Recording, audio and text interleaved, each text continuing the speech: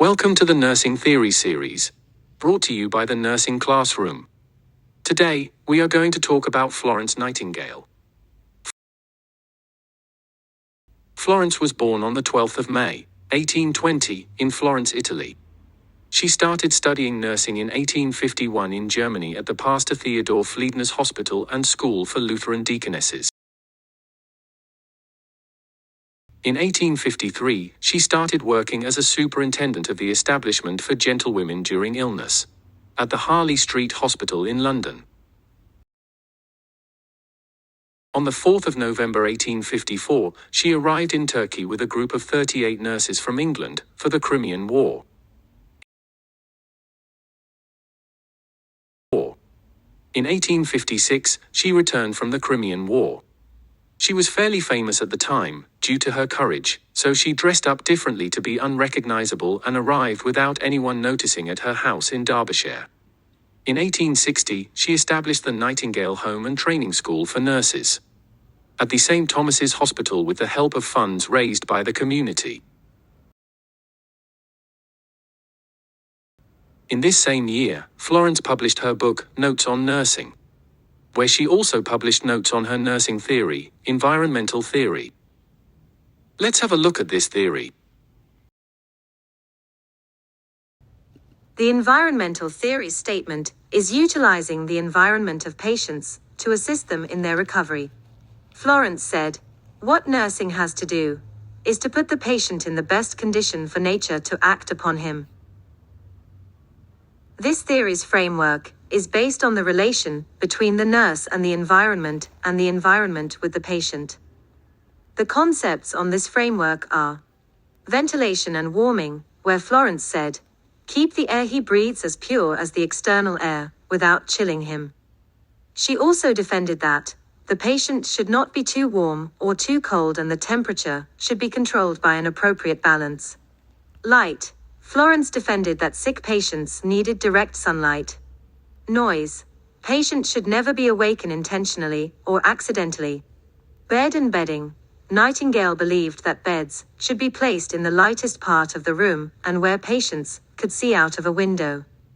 She also reiterated that nurses should never lean against, sit upon, or unnecessarily shake the patient's bed.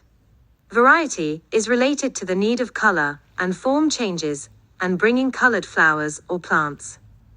Nightingale also defended reading and writing to relieve the sick of boredom. Personal cleanliness. She reiterated the need to keep pores free from all obstructing excretions, and that every nurse should wash their hands frequently during the day. In the nutrition aspect, her theory says that it is more beneficial offering small meals throughout the day, rather than big portions for lunch and dinner. Florence has also written that meal times should be protected and patients should not be bothered while eating. Hopes and advice is related to ensuring patient would be keep away from bad news from family and visitors. Nightingale believed that the sick should hear the good news and that would help them become healthier. Social considerations is about looking beyond the patients themselves and look at their social environment. Florence Nightingale has also identified 5 factors that would help the sick to recover. Pure air, pure water, effective drainage, cleanliness and light.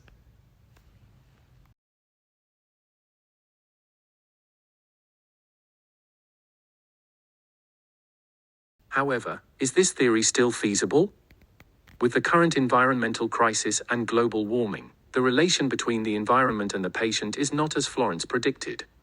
There is growing recognition that the environment plays a crucial role in shaping our health outcomes and well-being.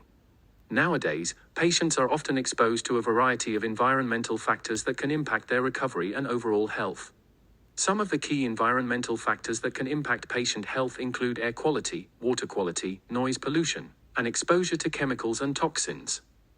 For example, poor air quality can exacerbate respiratory conditions such as asthma, while exposure to toxins can lead to a range of health problems.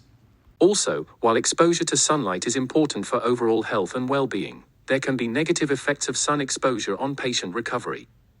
Some of the potential harmful effects of sunlight include sunburns, dehydration, and medication interactions. However, this theory is still needed to ensure healthcare professionals make the required changes in the environment to assist patients' healing.